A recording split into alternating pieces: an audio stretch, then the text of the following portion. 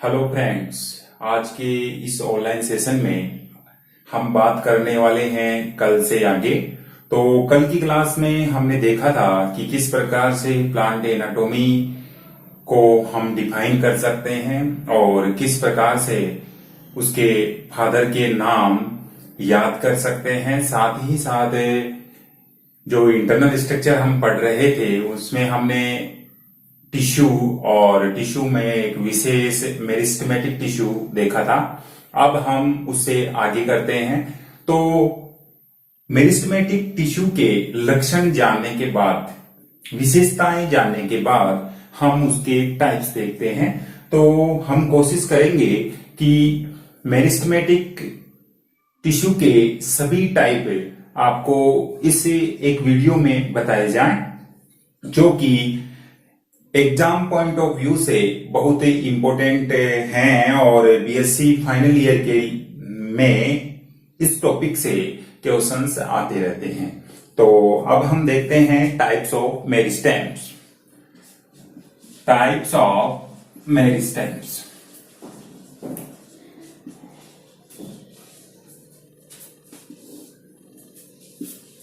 विभज्योतकों के प्रकार, और इसी टॉपिक को हम लिख सकते हैं एक और टाइप से, क्लासिफिकेशन ऑफ मेरिस्टेम्स। तो यहां पर लिखा जा सकता है क्लासिफिकेशन ऑफ मेरिस्टेम्स। तो आप लोगों को बताया गया था कि मेरिस्टेम या मेरिस्टेमेटिक टिश्यू एक ही बात है, या तो आप विभज्योतक कह सकते हैं या विभज्योतकी ऊतक कहा जा सकता है। तो टाइप्स बताने से पहले कुछ आधार होते हैं, उन आधार के बेसिस पे ही इसको आगे विभिन्न भागों में बांटा गया है। पहला आधार है ओरिजिन, मैं हिंदी में लिखता हूं उत्पत्ति व विकास के आधार पर। हम 5 आधार देखने वाले हैं जिसके आधार पर मेरिस्टेम्स को डिवाइड किया गया है।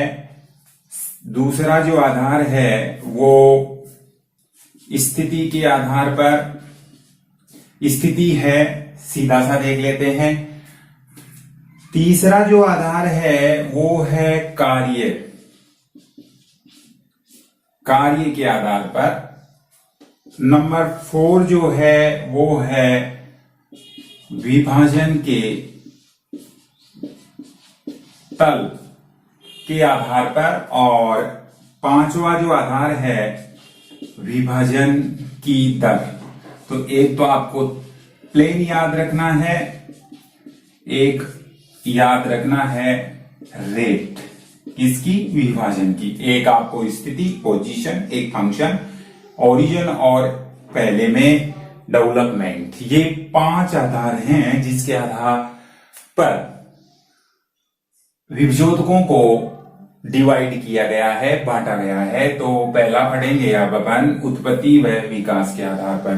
तो उत्पत्ति, सबसे पहला जो बनने वाला टिश्यू है वो मेरिस्टेम ही होता है, आप लोगों को पता है। उसके बाद सारे के सारे टिश्यूज तो बाद में बनते हैं, परमानेंट होते हैं, वो इसी से डेवलप होते हैं। तो पहला आधार जो है, इस आधार पर मेरिस्टेम 3 टाइप के होते हैं और 3 टाइप में हम देखने वाले हैं इनका डिटेल। तो सबसे पहले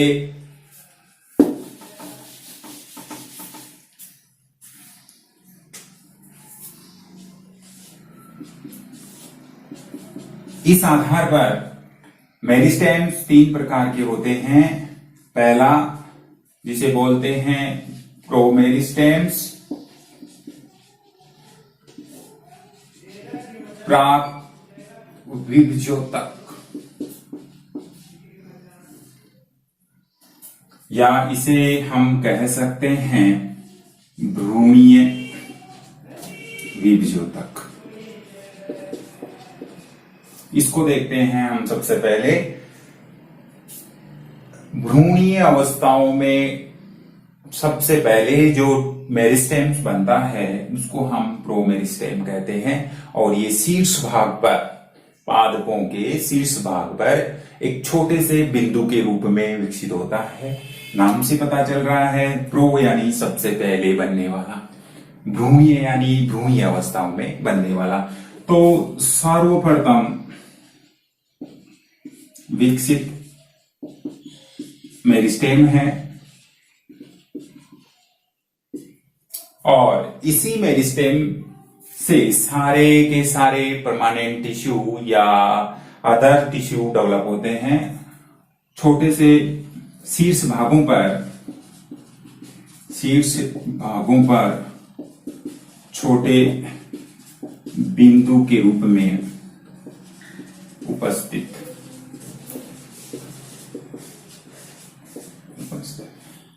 ये 2 पॉइंट आपको इसमें ध्यान रखने हैं। 3 नाम हैं।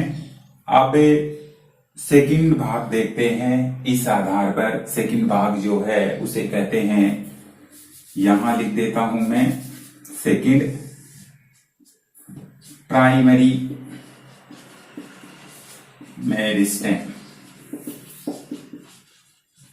प्राथमिक विभजोतक। प्राथमिक विभजोतक किसे कहते हैं?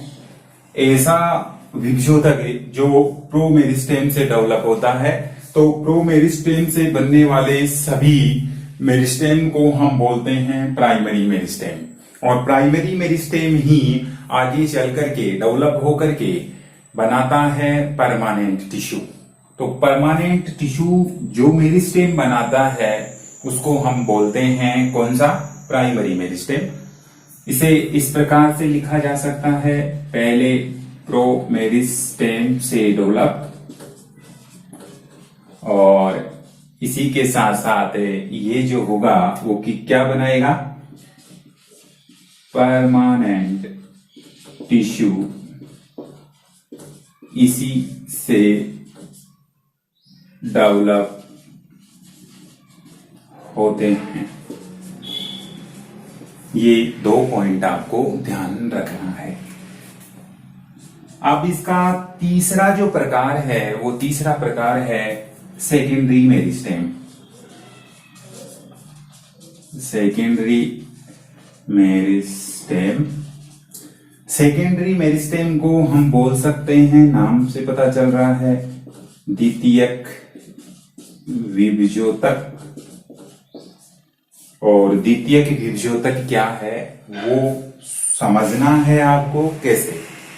सबसे पहले प्रोमेरिस्टेम बना, यानी कि कोई टिश्यू मेरिस्टेमेटिक टिश्यू है और वो डेवलप होकर के परमानेंट टिश्यू बना रहा है, तो बन गया कौन सा? Primary meristem. अब मान लीजिए परमानेंट में वो कन्वर्ट हो गया, लेकिन किसी वजह से ऐसी जरूरत पड़ी कि परमानेंट जो टिश्यू था उसको वापस से मेरिस्टेमेटिक होना पड़ गया। तो अगर कोई परमानेंट टिश्यू वापस से मेरिस्टेमेटिक नेचर दिखाता है, दर्शाता है, और प्लांट की विशेषता होती है कि उसका परमानेंट टिश्यू वापस से कन्वर्ट हो सकता है मेरिस्टेमेटिक टिश्यू में, तो उस वाले मेरिस्टेमेटिक टिश्यू को जो परमानेंट टिश्यू से डेवलप हुआ है हम बोलते हैं सेकेंडरी मेरिस्टेम। तो इस बात को मैं इस प्रकार से लिख सकता हूं, कोई परमानेंट टिश्यू है और परमानेंट टिश्यू वापस से पहले उसने बना दिया कौन सा टिश्यू? या मेरिस्टेम बना दिया। एक्चुअल में पहले ये सीक्वेंस चलता है 1 नंबर पे कि मेरिस्टेम्स जो है वो परमानेंट टिश्यू बनाता है, और परमानेंट टिश्यू अगर वापस से मेरिस्टेमेटिक नेचर दिखाता है तो इसे कहते हैं सेकेंडरी मेरिस्टेम। मेरिस्टेम से परमानेंट टिश्यू का बनना डिफरेंशिएशन कहलाता है, और परमानेंट टिश्यू से वापस से मेरिस्टेम्स बनना डी डिफरेंशिएशन कहलाता है। तो यहां पर इसे बोलेंगे डी डिफरेंशिएशन, विभेदन, और इसे बोलेंगे विभेदन, डिफरेंशिएशन। तो इस प्रकार से डिफरेंशिएशन और डी डिफरेंशिएशन आपको ध्यान रखना है। विभेदन किसे कहते हैं?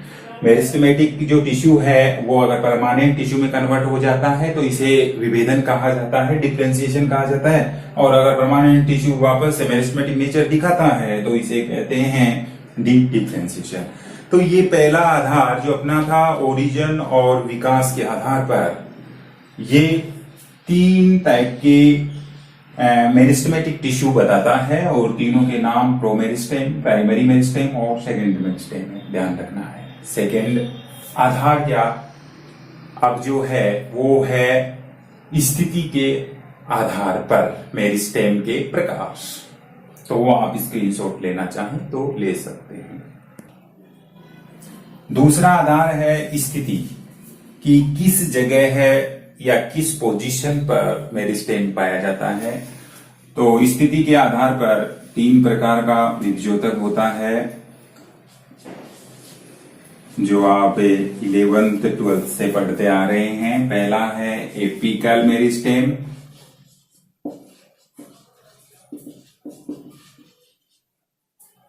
सेकंड है इंटर कैलेरी मेरिस्टेम और जो थर्ड है वो है लेटरल मेरिस्टेम। देखो एपिकल मेरिस्टेम को हम बोलते हैं शीर्षस्थ विभजोतक,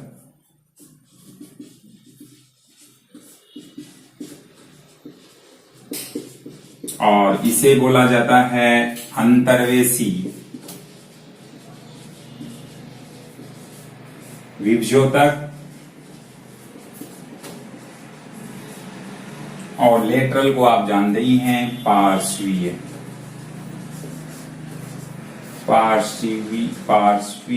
विभजोतक। अब एक एक को डिटेल से समझ लेते हैं। एपिकल मेरिस्टेम पादपों के शीर्ष भागों पर पाया जाएगा। पादपों के शीर्ष भाग या तो रूट एपेक्स या शूट एपेक्स होता है, तो रूट या शूट एपेक्स पर पाया जाता है। शीर्षस्थ है, शीर्ष भागों पर पाया जाएगा। जब ब्रांच का शीर्ष हो, चाहे तो ऊपर वाला शीर्ष हो एपेक्स पार्ट का, या फिर रूट का शीर्ष हो।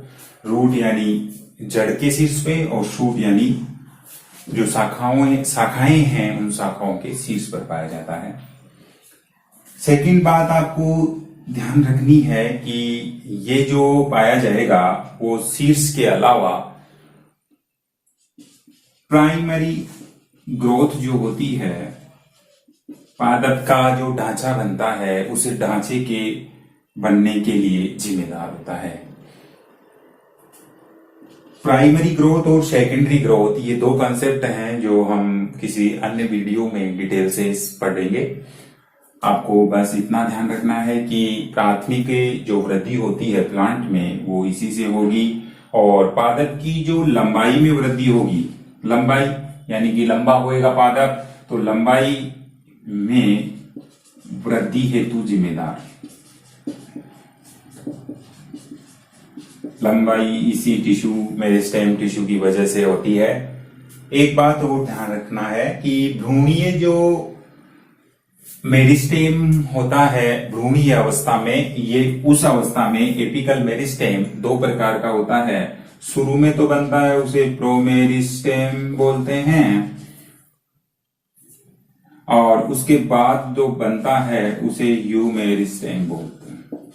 तो भ्रूणीय अवस्था में एपिकल मेरिस्टेम के 2 भाग होते हैं, 2 प्रकार होते हैं। पहला बनता है सबसे पहले वो प्रोमेरिस्टेम है, और जो दूसरा बनता है वो यूमेरिस्टेम है। थोड़ा सा डेवलप हो जाता है।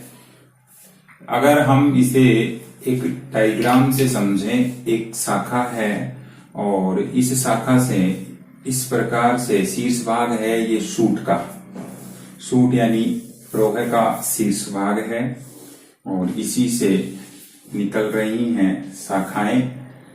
तो डायग्रामेटिकली अगर इस भाग को समझें कि कौन से भाग पर एपिकल मेरिस्टेम पाया जाएगा, तो ये जो शीर्ष भाग है उस शीर्ष भाग पर जो मेरिस्टेम पाया जाएगा, जहां से पादप लंबाई में ग्रोथ करता है, वहां पर होगा एपिकल मेरिस्टेम, शीर्ष तक, विभुजों तक। सेकंड जो है वो इंटरकेलरी मेरिस्टेम है। इंटरकेलरी मेरिस्टेम कहां पाया जाएगा? पादप अंगों के बीच में पाया जाता है। तो ये ध्यान रखना है, पादप अंगों के बीच में। जैसे यहां से जब भी कोई ब्रांचिंग या प्लांट में होगी तो वो निकलेगी कहां से? नोड से, पर्वसंधि से। इस प्रकार से ध्यान रखें, ब्रांचिंग कहां से निकलती है? नोड से निकलती है। और जहां से ब्रांचिंग निकलती है, अगर आप एक बांस की स्ट्रक्चर देखें तो ये पर्व व पर्व संधियों में बटा होता है, इसे बोलते हैं पर्व। और पर्व जो है, हिंदी छोटी तो इंग्लिश बड़ी होती है, जिसे बोलते हैं इंटरनोड, इंटरनोड। और ये जो है वो नोड है,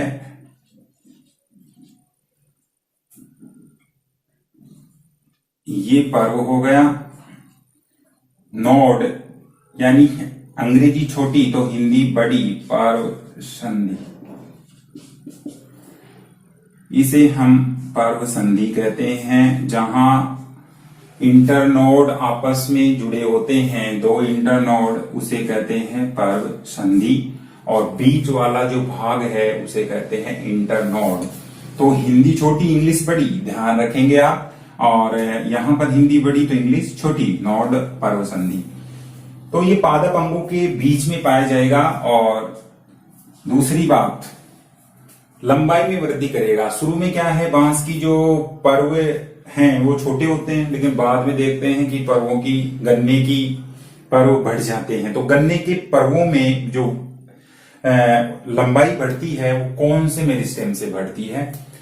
इसी प्रकार से पुदीने में पर्व और पर्व संधियां स्पष्ट होती हैं, घासों में, इक्विसीटम में। तो वहां पर होगा क्या? वहां पर पर्व जो संधियां होती हैं, उन पर्व संधियों के आधार पर या उनके नीचे पाया जाता है इंटरकेलरी मेरिस्टेम। और इंटरकेलरी मेरिस्टेम, ये वाला जो मेरिस्टेम है वो इंटरकेलरी है, इंटरकेलरी मेरिस्टेम की पोजीशन मैंने बताई है, क्योंकि अपन पढ़ रहे हैं पोजीशन के आधार पर। तो ये इंटरकेलरी मेरिस्टेम पर्वों की लंबाई में वृद्धि कर देता है। तो लंबाई में वृद्धि हेतु जिम्मेदार है, ये भी लंबाई में वृद्धि हेतु जिम्मेदार। एग्जाम्पल हम इसके देखें तो एग्जाम्पल इजी लिखते हैं। एग्जाम्पल में क्या होता है, कहां कहां पाया जाता है? पर्व संधि के